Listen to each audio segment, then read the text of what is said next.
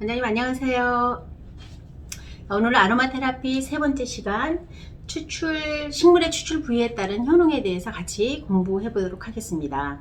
자, 오늘의 공부의 목적은 원장님들이 굉장히 다양한 에센셜을 가지고 있음에도 불구하고 30가지 50가지 이렇게 가지고 있음에도 불구하고 실제로 활용되는 거, 자주 활용되는 거는 10가지 15가지 이내를 많이 활용하고 계시죠. 네. 자, 그거는 이유는 뭐예요 원장님? 간단합니다. 이유는 그죠? 아는 거와 모르는 거의 차이예요. 그쵸? 잘 아는 아로마는 원장님들이 잘 사용하시는 거고, 모르기 때문에 사용하지 않고 진열장에서 이제 기다리고 있는 거죠. 그래서 잘 알기 때문에 자주 사용하고, 자주 사용하다 보니까 더 잘 알게 되고 임상도 많이 나오게 되고, 그쵸? 그러다 보니까 계속 선순환과 악순환이 반복되는 거죠. 세상이 다 그렇습니다. 그죠? 다양하게 세상이 다 그렇죠. 이제 오늘은 추출 부위에 따른 효능인데, 원래 에센셜은 정확히 사용하는 거의 기준은, 기능의 기준은 에센셜이 가지고 있는 화학 성질에 따라 분류됩니다. 그건 저희가 또 다음 시간에 알아볼 거고요. 거기에 앞서 식물이 자연 상태에 있을 때 가지고 있는 고유의 역할들이 사람한테도 그대로 적용돼요. 그래서 이제 좀 더 재밌게 또 간단하게 저희가 이제 알아볼 수가 있는 겁니다. 그래서 원장님들이 이제 오늘 공부를 하고 나면 여러 가지 분류법이 있겠지만, 오늘 공부하는 분류법으로 보면 원장님들이 한 30가지 아로마래도 한 7가지 정도로 카테고리를 분류해서, 패밀리 그룹이라고 하는데 카테고리를 분류해서 사용할 수가 있어요. 그래서 오늘 사용하고 나면 내가 가지고 있는 아로마를 꽃은 꽃끼리, 그죠? 그 다음에 잎은 잎끼리, 잎 중에서도 허브 잎과 나무의 줄기, 그 다음에 씨앗, 그 다음에 뿌리, 이렇게 분류해서 좀 놓으시면 조금 더 다양하게 활용할 수가 있겠습니다. 자, 그러면 첫 번째 꽃부터 한번 가보죠. 꽃은요, 꽃이라는 거는 식물에서 꽃에 하는 역할은 뭘까요? 여러분이 아시다시피 꽃은 첫 번째는 향이죠. 유혹의 향입니다. 허브도 물론 향이 나지만 꽃 향기는 유난히 저희가 이제 좀 달콤하게 느껴지기도 하고 굉장히 유혹적인 향으로 느껴지기도 하죠. 그래서 꽃은 그 향을 가능하면 멀리 퍼뜨려서 그 향을 가지고 또 곤충들은 뭐예요? 먹이가 되는 거예요. 얘가 향이 나네 하고 그 향을 찾아서 오는 겁니다. 그래서 그 향을 꽃의 희생을 통해서 또 종족 번식을 하는 거죠. 근데 꽃은 꽃의 화려함에서 그치는 게 아니라 다음 과정, 열매를 맺기 위해서 그만큼 유혹을 하는 거죠. 그래서 꽃은 주로 어디에 사용되느냐, 자연의 상태처럼 대표적으로 성기능, 그런 어떤 체험제. 자, 여기서 한번 또 얘기하자면, 체험제가 있으면 여러분 뭐가 있겠어요? 그렇죠. 성욕을 떨어뜨리는 체험제가 있겠죠. 그래서 체험제의 대표적인 아로마는 일랑일랑입니다. 자, 인도네시아 같은 데는 보통 전통적으로 결혼 첫날 밤 그 침대 위에 일랑일랑 꽃을 뿌려놓는 풍습이 있어요. 왜냐하면 남녀 간의 그런 사랑 행위를 하는 데 있어서 좀 무드를 조성해주는 그런 대표적인 꽃이 바로 일랑일랑입니다. 그리고 일랑일랑은 원래 꽃의 어원이 꽃 중에 꽃이라는 뜻이에요. 그래서 굉장히 꽃 중에서도 뭔가 체험 효과가 강한 게 바로 일랑일랑이고요. 자, 그래서 저희 회사에서도 제품이 일랑일랑 제품이 단독으로 체험제로서 나오고 있습니다. 반대로 제음제의 대표적인 거는 마조람이에요. 근데 마조람은 장례식 풀이라고도 하고 죽은 사람의 영혼을 달래주는 풀이라고도 합니다. 그래서 마조람은 또 체험제와는 반대적인 그런 효과가 있고요. 그 다음에 자스민 같은 경우는 그 밤의 여왕이라고 하는 자스민 같은 경우는 한 37주 이후에 분만을 촉진해주는, 분만을 도와주는 그런 아로마이기도 하죠. 그리고 꽃의 대표적인 거, 우리가 꽃 하면 첫 번째 생각나는 게 뭡니까? 로즈죠. 그렇죠. 그러니까 로즈 중에서도 불가리안 로즈나 이런 것들은 굉장히 그런 어떤 꽃의 약용 성질을 강하게 가지고 있기 때문에 여성의 에너지를 고취시켜주는데, 그런데 많이 사용합니다. 그래서 생리증후군이라든가 갱년기라든가 뭔가 여성 호르몬의 밸런스가 깨졌을 때 주로 사용하는 것들이 다 꽃에서 추출하는 겁니다. 그래서 그 다음에 꽃은 음양으로 따지면요, 강한 음의 성질을 가지고 있습니다. 자, 음양 오행 이론은 사실은 너무 이렇게 방대하잖아요. 그래서 이제 기초적인 음양의 어떤 원리는 원장님들이 아시면은 굉장히 에스테틱에서는 활용하기가 좋아요. 저도 이제 미용학을 제가 닥터 과정까지 박사 과정까지 전공하기도 했지만 공부를 하다 보니까 음양 사상, 경락 이론 이런 것들이 너무 관심이 가져서 저도 사이드로 석사를 하나 더 했어요. 그 음양 오행 명리학 석사를 하나 더 했거든요. 그래서 굉장히 음양 오행에 대한 것들에 대한 깊이까지 있다고는 할 수 없지만 얕은 지식을 제가 가지고 있습니다.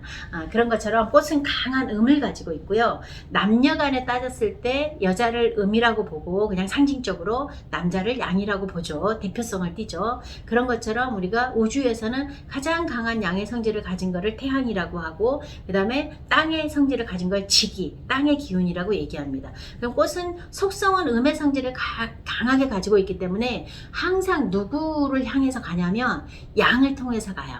그래서 해가 있어야만 꽃이 핍니다.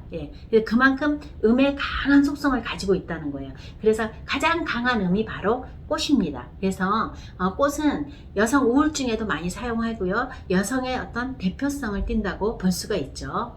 그래서 꽃에 대해서는 저희가 설명을 한 것 같고, 레놀리, 자스민, 일랑일랑, 로즈 이런 것들이 꽃의 대표적인 오일이면, 자 이제 앞으로 오일을 보면 일단은 꽃끼리 하나 분류할 수가 있겠죠. 자, 그 다음에 나무의 잎은, 잎이죠. 잎은 우리가 여러분이 아는 거 뭐예요? 나무는 어디에서 에너지를 저장하고 하나요? 그쵸? 잎의 탄소 동화작용, 광합성을 통해서 나무는 영양을 저장하기도 하고 호흡을 합니다. 그래서 그게 바로 잎을 통해서 하는 거죠.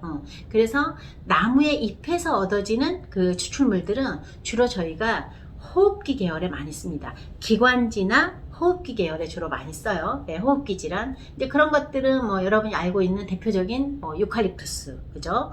티트리, 패티그레인, 그런 것들이 있죠. 그 다음에 꽃잎, 이렇게 허브, 작은 장가지들, 우리가 로즈마리나 라벤더나 바실이나 바질이나 이런 것들은 작은 허브에서 얻어지죠. 그런 것들은 주로 이제 저희가 식품에도 많이 활용하잖아요. 사용되어지잖아요. 그런 것처럼 그런 이파리에서 얻어지는 거는 주로 이제 해독작용, 호흡기 작용 이런 데서 사용되어집니다.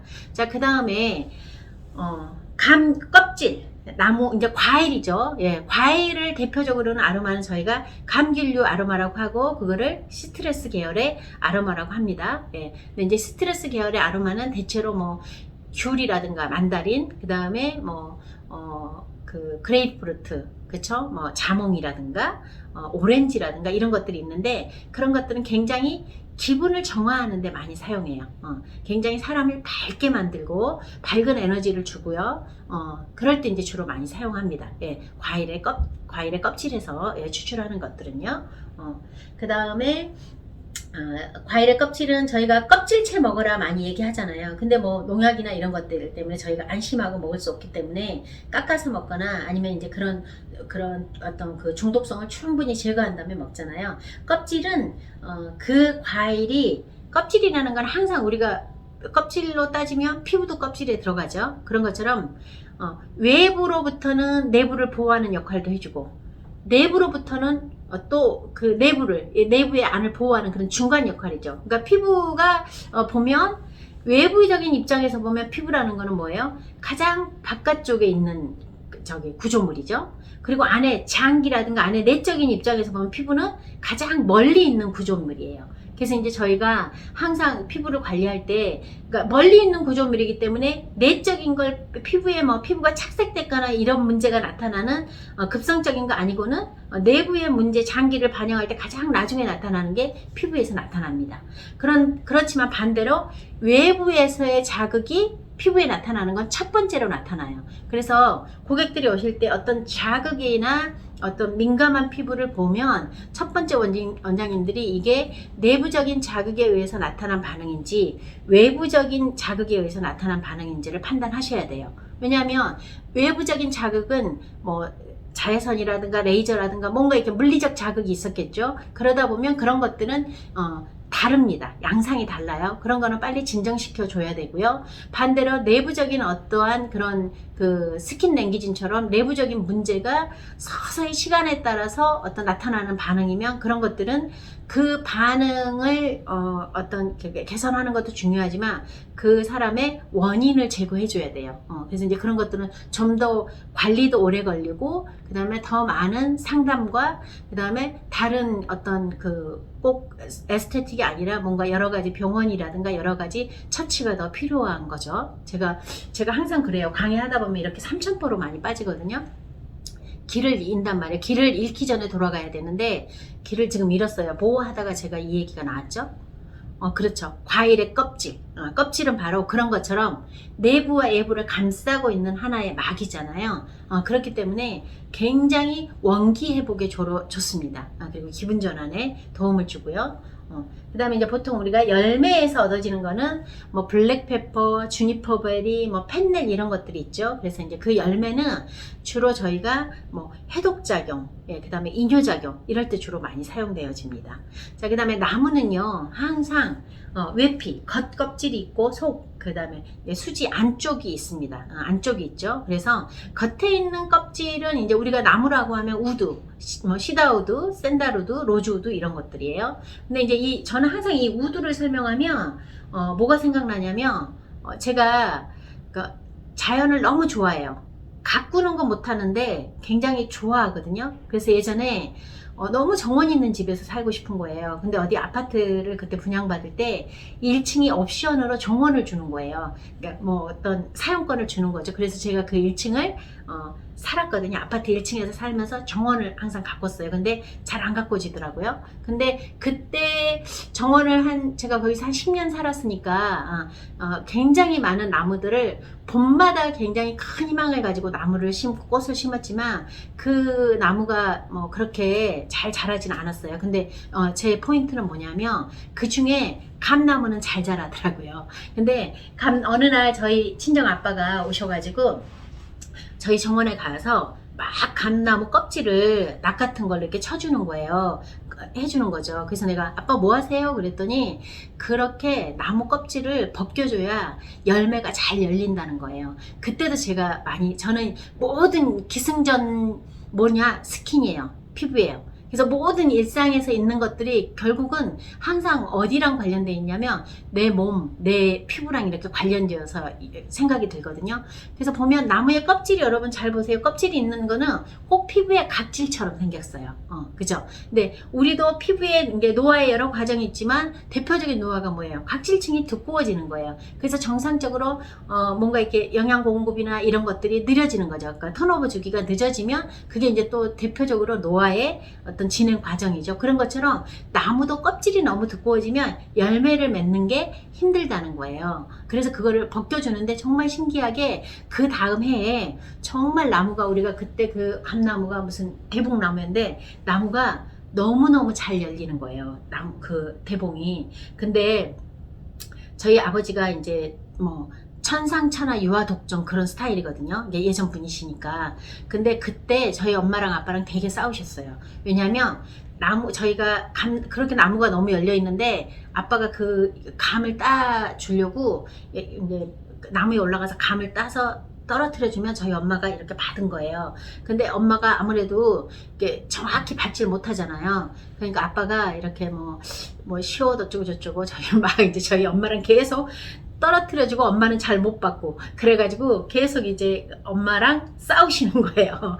그게 저희 엄마 아빠 좀 일상이거든요. 제가 그 모습이 너무 재밌는 거죠. 근데 이제 저희 엄마가 그러는 거예요. 저희 아빠한테 나무에 여기 아직도 많이 달려 있어요? 그렇게 물어보는 거예요. 왜냐면 하나 떨어뜨릴 때마다 욕을 하니까. 그러니까 이렇게 제가 이제 굉장히 순화돼서 얘기하는 거고요. 저희 엄마가 아빠한테 소리를 꽥 지르면서 지금 나무에 얼마나 여기 많이 달려 있어요? 이러는 거예요.